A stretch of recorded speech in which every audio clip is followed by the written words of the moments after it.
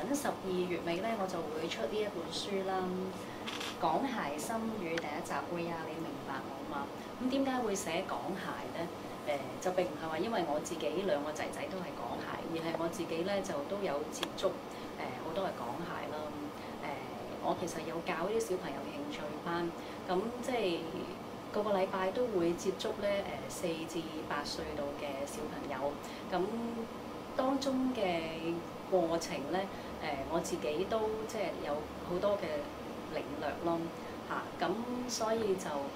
自己都希望咧通過呢一本書咧，同更多嘅家長去分享我自己所領略得到嘅嘢咯